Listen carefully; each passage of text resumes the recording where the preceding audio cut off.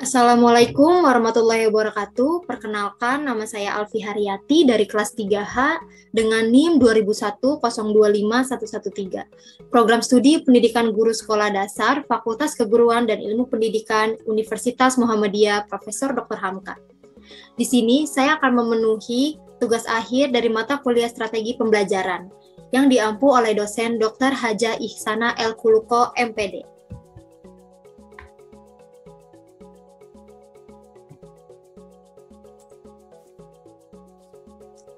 Di sini saya akan menjelaskan tentang masalah dalam penerapan e-learning. Sebelum kita lebih jauh mengenal masalah dalam penerapan e-learning, yuk kita simak apa itu e-learning. Yang pertama, pengertian e-learning. Pembelajaran elektronik atau pembelajaran online yang disebut e-learning adalah pembelajaran formal maupun non-formal yang dilakukan dengan memanfaatkan teknologi sehingga pelajar dan pengajar melakukan proses belajar, mengajar menggunakan media elektronik. E-learning dilakukan dalam jaringan. Siswa dan guru bisa mengaksesnya di mana saja dan kapan saja. Yang kedua, apa sih tujuan e-learning itu? Yuk kita simak lagi. Adalah untuk meningkatkan daya serap dari para mahasiswa atas materi yang diajarkan, meningkatkan partisipasi aktif dari para mahasiswa, meningkatkan kemampuan belajar mandiri, dan meningkatkan kualitas materi pembelajaran. Diharapkan dapat merangsang pertumbuhan inovasi baru para mahasiswa sesuai dengan bidangnya masing-masing. Nah, kita masuk nih sekarang dalam masalah utama penerapan e-learning.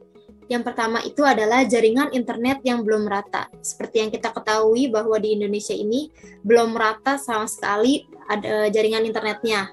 Karena yang kita tahu di desa-desa pelosok itu jaringan internet itu belum ada. Bahkan ada tapi ya gitu masih susah.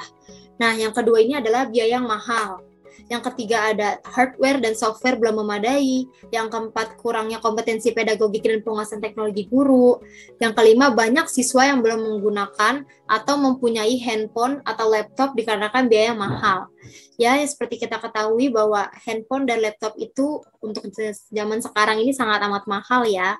Untuk yang speknya rendah aja tuh itu masih mahal dan kita di sini tahu nggak semua para orang tua itu mampu membelikan handphone atau laptop untuk anaknya.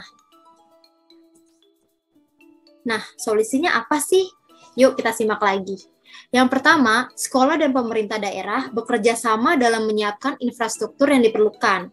Yang kedua, membiasakan guru dan siswa menggunakan perangkat ICT dalam kegiatan pembelajaran. Pembiasaan ini dapat dilakukan dengan cara pelatihan berkala yang dipandu oleh guru lain yang kompeten dalam penggunaan perangkat ICT. Yang ketiga, guru membiasakan diri menggunakan perangkat ICT dalam memberi tugas maupun dalam memberi materi tambahan yang dapat diakses oleh siswa kapan saja dan di mana saja. Yang keempat, menentukan aplikasi LMS yang paling disukai dan familiar digunakan sehari-hari sehingga lebih mudah beradaptasi dan lebih mudah memahami konten-kontennya. Nah, yang kelima ada kelebihan dan kekurangan e-learning. Apa saja sih kelebihan dan kekurangannya? Yuk kita simak lagi.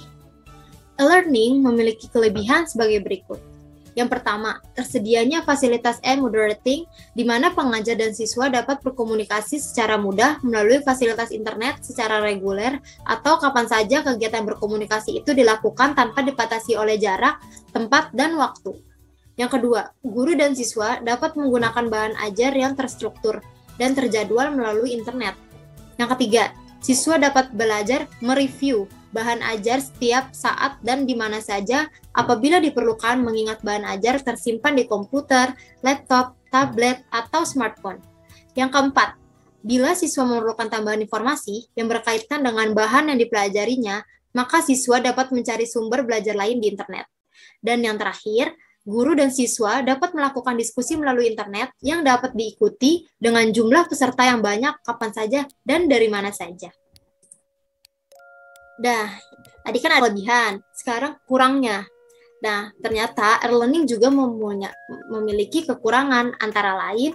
Yang pertama, kurangnya interaksi antara guru dan siswa atau bahkan antara siswa itu sendiri.